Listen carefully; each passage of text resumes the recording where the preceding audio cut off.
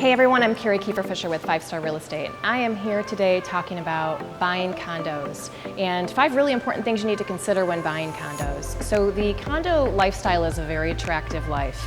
And whether you want to live downtown or you want to live in the suburbs, whether you plan to travel a lot or you're going to just be that person that you're just tired of mowing the lawn, tired of doing landscaping, it could really be the life for you. But let's talk about a few things you really need to consider if you're going to go that route. So number one, you really need to understand the strength of the condo association. One thing I always recommend is that we ask the condo association for their financials.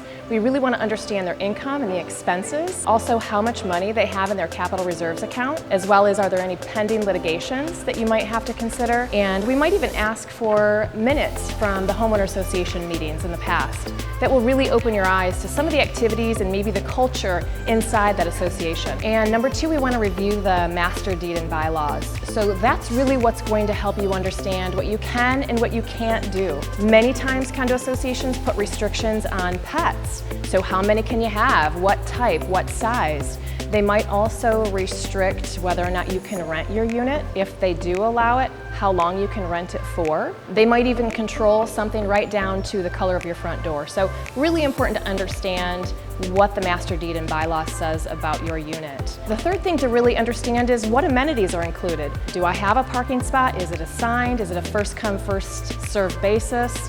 Is there a parking garage? Do you have assigned units for your guests, or can guests park anywhere they want? Is there a pool and clubhouse, a storage unit?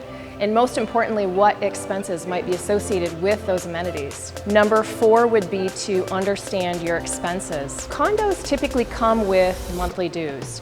It's important for you to know what's wrapped into those monthly dues, how much they're going to be, how often do they typically increase, is there any planned increase in the future? Do they have any current assessments or intended future assessments for you to know about to fix costly items like roofs and windows? Our area, it's very common for you to have a buy-in fee. It's usually a one-time fee paid by the buyer at closing normally, but that can be negotiated. And that buy-in fee, I've seen that as little as a 1-month due. I've also seen it as high as 1% of the sales price. So important for you to really know your numbers. And then lastly, number 5, let's understand if the condo community you're buying into can be financed. So even if you're paying cash, you want to understand if your future buyer has the ability to get financed for those condos.